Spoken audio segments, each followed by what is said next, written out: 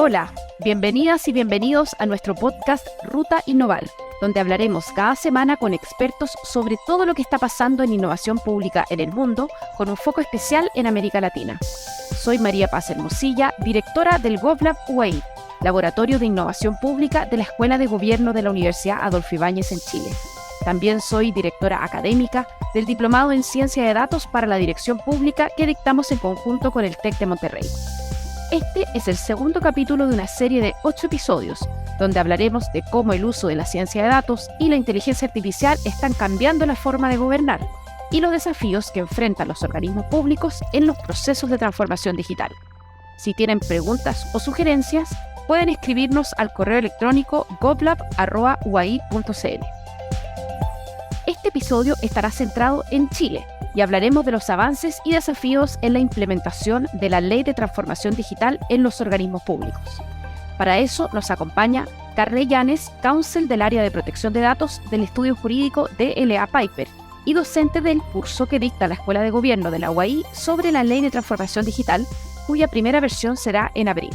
Además, Carla tiene una larga trayectoria en el sector público, donde apoyó la redacción de las normas técnicas que acompañan la implementación de la ley cuando trabajó en la División de Gobierno Digital del Ministerio Secretaría General de la Presidencia.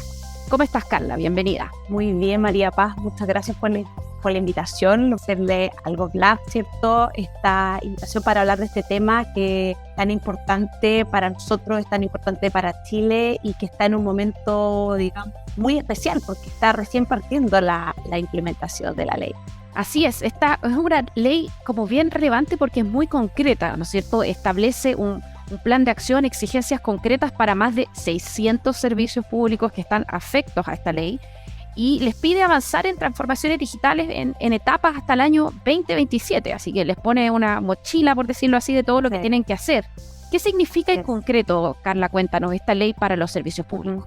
Y de hecho, incluso si tú cuentas a las seremías separadamente, son más de 1.000 instituciones. O sea, es un número que no es menor y que implica entender varios temas. Entender primero que esto es una política de Estado, que no es una política de un gobierno particular. Y creo que se ha venido viendo así y eso es un avance para nuestro país.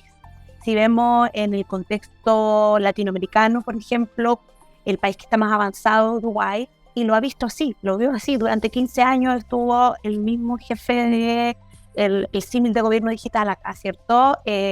Liderando esto, donde son equipos que se hacen especializados en el tema y donde efectivamente conocen la realidad y pueden apoyar de una manera mucho más concreta.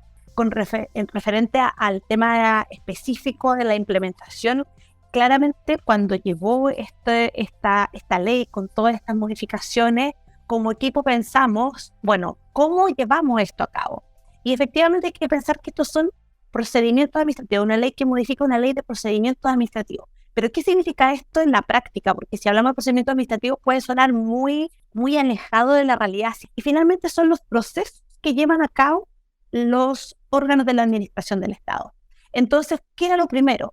Y de ahí viene la etapa de preparación, en la que estuvieron el año pasado muchos organismos públicos y que siguen varios hoy, que tiene que ver con un análisis proactivo de cuáles son los procedimientos administrativos que yo hoy en día desarrollo. Y esto implica mirarnos hacia adentro y analizar a cuáles de estos procedimientos administrativos le aplica efectivamente la Ley de Transformación Digital, que es la Ley 19, en su modificación de la Ley 19.880, ¿cierto? Y repensar y revisar todos estos procedimientos y entender que no es una digitalización solo del procedimiento, sino que es mejorarlos de cara a la prestación de un servicio que entregamos a la ciudadanía. ¿Ya? Por eso es transformación digital, porque en el fondo se tiene que transformar ese servicio para poder prestarlo digitalmente. Totalmente. Estamos hablando, por ejemplo, otorgar un subsidio, por ejemplo, claro. diagnosticar una enfermedad, quizás no necesariamente, o sea, ¿qué tipo de ejemplo así como de cosas? O sea, el subsidio, la postulación a una beca, todas estas ayudas estatales que hay, todo en el fondo desde lo más mínimo que realiza porque aquí también hay que tener algo súper importante en la lista, es no solamente son los procedimientos de cara a la ciudadanía, sino también los internos de la administración.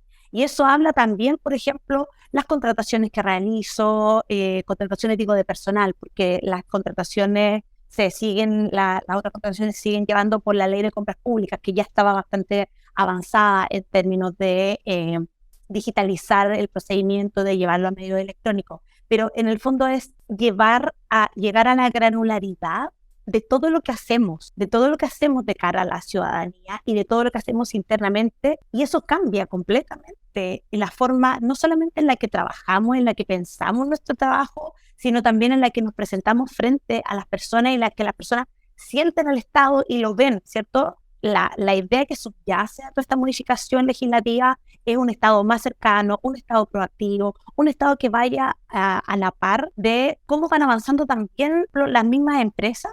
La gente pide que el Estado entregue el mismo nivel de rapidez, de eficacia que entregan los privados. Y se abren brechas finalmente y significa como una proyección a futuro, efectivamente ponernos las pilas, como yo en el fondo, y pensar esto de una manera mucho más profunda y donde efectivamente todos los funcionarios y asesores de la administración estén compenetrados en este proceso. Es impresionante eso de lo que tú mencionabas, de que las empresas privadas están ofreciendo servicios digitales a un muy buen nivel. En mi vida, por ejemplo, mi SAPRE, no voy a decir cuál, pero me permite hacer reembolsos de manera muy fácil, como que la página es muy fácil de usar en el celular. Honestamente, me sale muy fácil. Mi empresa de seguro de autos, no, esa especie tiene una página web como 2.0, pero mi SAPRE sí. O, por ejemplo, Corner Shop, que yo uso, ¿no es cierto?, para comprar en el supermercado, también es muy fácil de usar, muy intuitivo. Entonces, claramente uno se acostumbra a un cierto nivel de servicios en lo privado, en el retail, en las compras, o Mercado Libre, ¿no es cierto?, como que también es muy fácil de usar. Y entonces, y después uno llega al Estado, y me tocó el año pasado interactuar con el registro civil por distintas razones de la vida, y realmente yo decía, quieren hacerme la vida difícil. Era como, lo quieren hacer difícil. De verdad que no me están facilitando en nada. Nadie se puso en el punto de vista del rol de vida, del momento de vida que en el fondo te hace pedir un cierto trámite en el registro civil. La ley establece ciertas etapas. ¿Cómo se van a traducir esas etapas como para las personas? O sea, ¿cómo las personas van a ir viendo que el Estado avanza? ¿Qué efecto más visible, por decirlo así, va a tener esta ley? No solo las personas, puede ser también en las empresas, los usuarios del Estado, ¿no es cierto? Los usuarios del Estado, sí. De hecho, hay que cambiar la palabra ciudadano, y desde ahí, en el fondo, lo primero es la interoperabilidad. ¿Pero qué significa en la vida real la interoperabilidad? La interoperabilidad es que yo o tú, cuando fuiste al registro civil, ya no vas a tener que llevar información que tiene el registro civil o que tiene el Estado. Y desde ahí, entonces, es un cambio fundamental. Ya no es tráigame la fotocopia del carnet de identidad, no es tráigame el certificado de no sé, no, va a ser en el fondo, el Estado asume la responsabilidad de aquí, de cara al 2027, de efectivamente no pediste documentación que ya obra en su poder. Eso es un cambio de paradigma, y eso la verdad es que es muy complejo de implementar, pero hay bastantes avances. O sea, hay una plataforma de la administración que está funcionando hace años, donde es necesario que se integren más organismos de la administración, y donde parte de la base de conocer, y para eso era esta fase de preparación de la que hablábamos al principio, conocer los procedimientos administrativos que llevo hoy en día y que desarrollo. Porque si sé cuáles son los procedimientos, sé cuáles son los documentos o la información que estoy pidiendo y que quizás no tengo que pedir, que no tengo que pedir porque debería tenerla, porque interopero en el fondo, en el backend con el Estado. Entonces ahí entra lo que tú decías, aquí hay también, si lo pensamos, hay una nueva mirada de user experience. Y eso hoy en día no existe tan fuertemente, pero tiene que entrar fuerte para entender que eso es lo que está pidiendo la ciudadanía, y eso es lo que pretende esta ley. O sea, dejar de verlo más que como algo jurídico, que efectivamente sí lo es, pero también abarca muchas áreas de la administración, no solamente lo jurídico, sino también lo técnico y el diseño de la experiencia. Desde que pensaba, cuando tú hablabas, por ejemplo, siempre poníamos de ejemplo Singapur. Cuando nace un niño, el Estado te ayuda a que todo ese proceso sea, este ciclo vital, ¿cierto?, sea fácil de llevar. ¿Por qué? Porque entiendes que la persona en ese momento tiene que hacer un montón de trámites que te quitan tiempo y espacio de estar con tu hijo recién nacido. Bueno, eso es lo que tenemos que tener a la vista. ¿Cuál es la necesidad que subyace a que las personas se acerquen y pidan al Estado? Entonces, la interoperabilidad es lo que permea todo, y en lo que efectivamente va a cambiar esto del peregrinaje que siempre se habla entre diferentes oficinas, eso ya debería ir bajando, pero brutalmente de aquí al año 2027 con la implementación de esta ley, y la verdad es que creo que las personas van a sentirse mucho más cercanas y van a tener otro tipo de sensación cuando terminan de interactuar con el Estado, ¿cierto? O sea, una cosa concreta que las personas podrían esperar es que no les pidan datos sobre sí mismos que ya están en poder del Estado. No Que los debería. formularios, entre comillas, se autocompleten o usando la clave única, ¿no es cierto? Se haya precompletado información mía. Ya. Sí. Y lo otro, que se mejore un poco la interfaz usuaria, que algunos trámites se van a facilitar, por decirlo así, porque también ha pasado en muchos gobiernos del mundo cuando lo que se habla de como de gobierno electrónico y no gobierno digital, que es cuando tú simplemente tomas un proceso y sin mejorarlo nada, lo subes, lo haces electrónico, y en cambio el gobierno digital se caracteriza precisamente por ese concepto de la transformación, en donde tú simplificas, por ejemplo, un proceso o eliminas un trámite. Igual ha habido una mirada de eliminar trámites en este periodo de la pandemia, ¿no es cierto? Cuando se hicieron como algunos beneficios automáticos, cosas así, como que hay igual se ha introducido poquito una mirada como ya de ciertas cosas que podemos evitar que tú postules, por ejemplo, te lo damos. Claro. Yo algo he visto de eso, hay por ahí señales, pero no digamos que es la norma. O sea, ese es el mundo ideal, ¿cierto? Pero es complejo por la heterogeneidad de instituciones. Como hablábamos al principio, efectivamente son 600 o 1000 instituciones. Imagínate la diferencia que hay entre todas ellas, desde temas muy básicos de el tipo de computadores que tiene, o si se pueden integrar o no a una plataforma transversal, desde las capacitaciones que tienen las personas que trabajan en cada institución, etcétera, etcétera. Entonces, efectivamente, ese es el objetivo, y desde ahí estaba esta etapa, ¿cierto?, de preparación, esta fase de preparación de analizarnos y ver para dónde tenemos que ir. Y este análisis tiene que ser muy, no para cumplir unos checks, sino que efectivamente, bueno, ¿cuánto presupuesto voy a necesitar? Yo sé que tú saliste del gobierno a finales del año pasado. Sí. ¿Había como algún hito que se les pedía un plan de preparación o era como todos libres, hagan lo que quieran? No. Era el año pasado, con la ley 20.464, cuando se modificó la 20.180,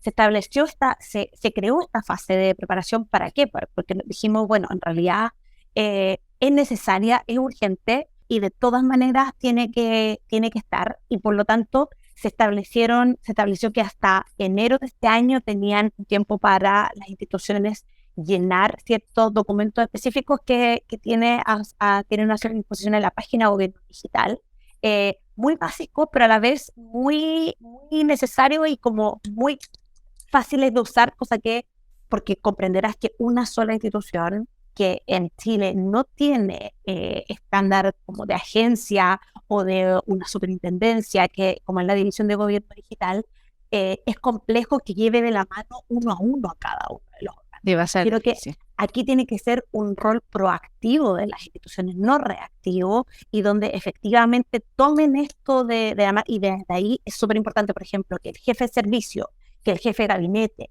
que la división jurídica, que la oficina de parte, que, bueno, y obviamente las áreas de ahí estén trabajando mancomunadamente en este proyecto. Ahí, bueno, tú mencionaste muy de paso algo relevante, que es que esta ley ya sufrió una modificación en sus plazos. O sea, para la audiencia que no conoce tanto esta ley, esta se aprobó, el año pasado se modificó, o sea, el 2022, 3 años después de su aprobación inicial. ¿Por qué tuvo que modificarse tan pronto, digamos? O sea, hubo así como al principio fueron muy optimistas con los plazos. ¿Qué pasó ahí? Pasó que la ley estaba redactada que la entrada en vigencia era 180 días después de la publicación del último reglamento. Entonces, se publicó el 2019, pero el último reglamento fue publicado el 2021, el 11 de diciembre. Entonces, tú contabas 180 días, la ley entró en vigencia el 9 de junio del año pasado recién. Y por lo tanto, los plazos de implementación se acortaron de una manera muy drástica,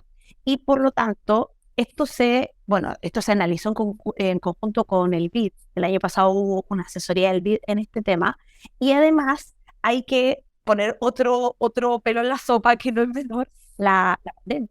Nunca estuvo planificado, obviamente, claramente, que existiera eso, y la pandemia ¿qué requirió? Requirió en el fondo que muchos recursos, no solamente financieros, sino también humanos, se redirigieran a entregar los servicios básicos que necesitaban las personas en ese momento, lo cual era fundamental. Y la División de Gobierno Digital a su vez tuvo que hacer frente a un montón de cambios. Por ejemplo, la misma clave única que tú nombrabas hace un rato, María Paz, antes de la pandemia, su nivel de adopción era de, no sé, 3, 4 millones de personas, y el año pasado ya era de 14 millones de personas. O sea, fue un cambio brutal que obviamente no estaba planificado de esa forma y donde la División de Gobierno Digital tuvo que hacerse cargo, lo cual implicó presupuesto, implicó horas hombre, etcétera. Todos esos temas se tuvieron a la vista y obviamente el legislador dijo, bueno, es razonable, sobre todo también con este informe del BID. Todo esto confluyó para que efectivamente la modificación fuera razonable y además, otro punto importante al cual tú también hacías alusión, se modificaron las fases de implementación de la ley. ¿Por qué? Porque se vio que era importante tener interoperabilidad antes que otras cosas. La interoperabilidad, como es la base fundamental de lo que subyace a este cambio, era necesario que entrara en implementación antes. Y todo eso fue basal para el cambio que se hizo el año pasado. Y bueno, hay 3 grupos de servicios, o sea, la ley divide los servicios públicos como en 3 grupos, los A, los B y los C, los A son los más maduros, por decirlo así, que es la Administración Central del Estado, los B son los gobiernos regionales, más algunos municipios que son como más grandes, que tienen mayor capacidad, y el grupo C son el resto de los municipios, que claramente muchos estudios de distintos temas de modernización muestran siempre que los municipios están un paso atrás en todo lo que tiene que ver con su capacidad, ¿no es cierto?, de transformación. Y después establece como todas estas etapas, ¿no es cierto? La fase, estaba la etapa de preparación, o sea, la nueva que se creó.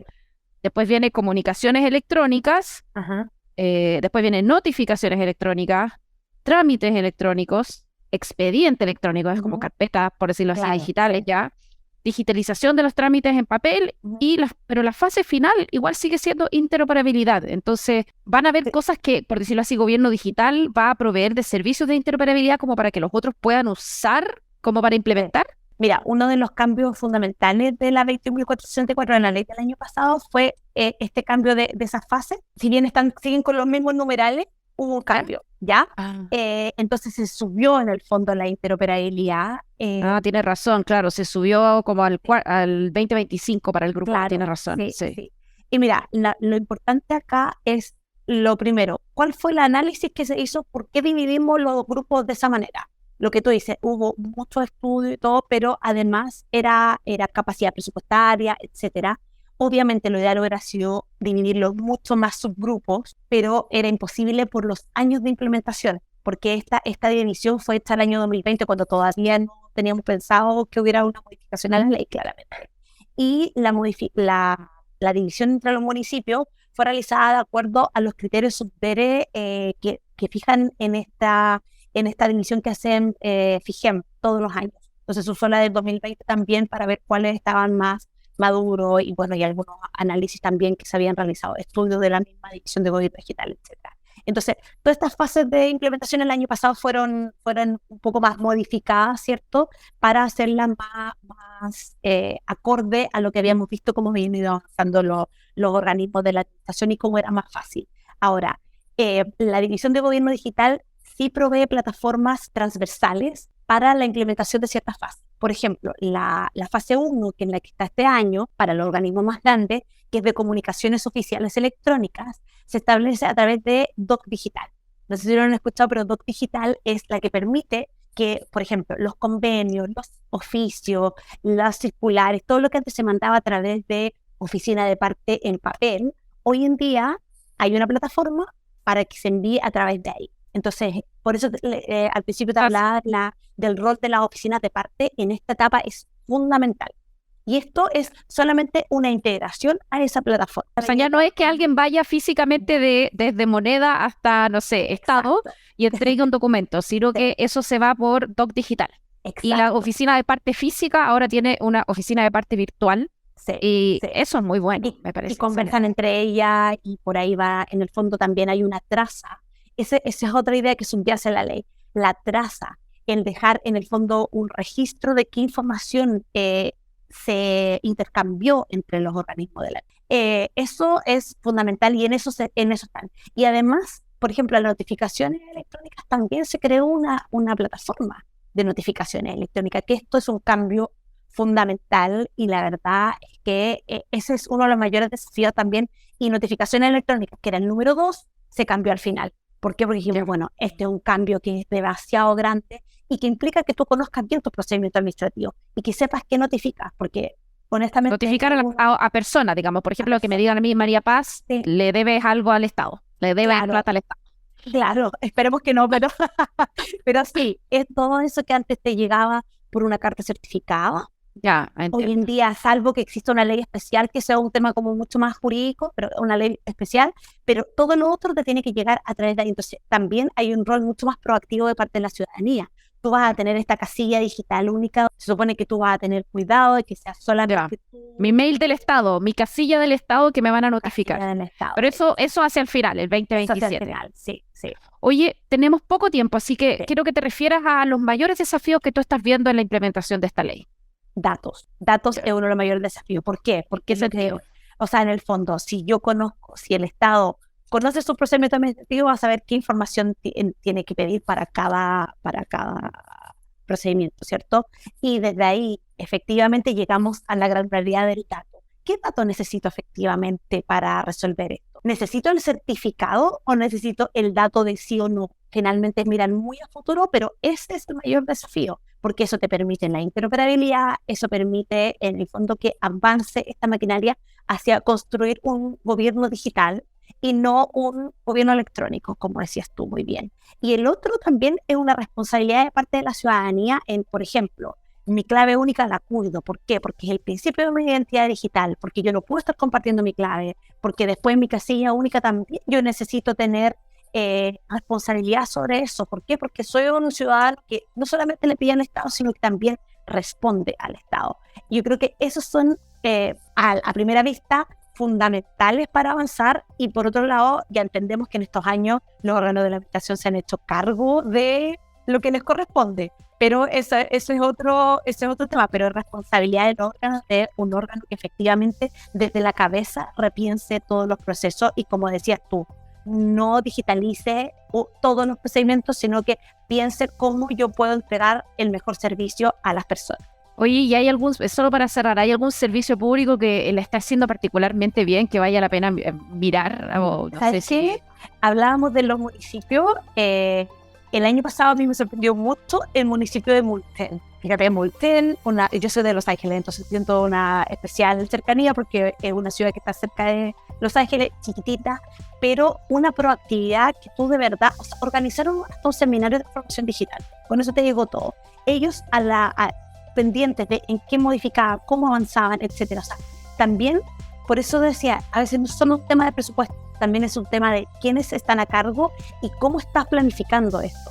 Entonces, creo que es algo que hay que tener muy a la vista, que efectivamente, si hay voluntad, esto se logra.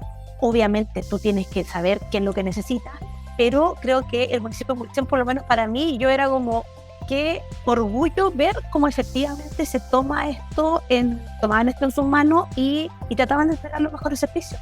Oye, qué bien. Bueno, claramente la implementación de la ley tiene una parte jurídica que tú te la conoces de memoria, y también tiene una parte informática, y son dos aspectos que se tienen que complementar, que en Gobierno Digital tenemos profesionales de los dos lados, y de hecho en el curso, ¿no es cierto?, que tú vas a liderar desde abril, que vas a dictar para funcionarios públicos, también se juntan dos profes, tú que eres abogada y Oscar que es ingeniero informático. Entonces, también invitar a los oyentes que son funcionarios públicos, que les va a tocar implementar esta ley, que tienen que liderar tal como lo están haciendo en Mulchen, que pueden tomar el curso de Ley de Transformación Digital que vamos a dictar desde abril en la Escuela de Gobierno UAI.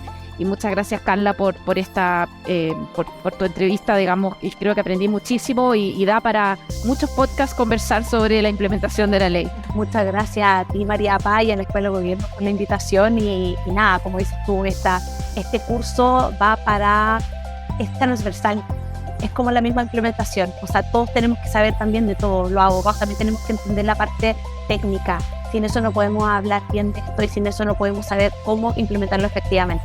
Así es, la idea es conocer el lenguaje del otro y impulsar estos procesos en la administración pública. Gracias, Carla.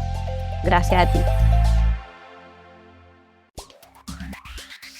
Ruta Innovar es un podcast del GovLab de la Escuela de Gobierno de la Universidad Adolfo Ibáñez. No dejes de escuchar nuestros próximos capítulos para enterarte más sobre innovación pública. Si tienes dudas o comentarios, escríbenos a través de nuestras redes sociales o a nuestro correo govlab@uai.cl.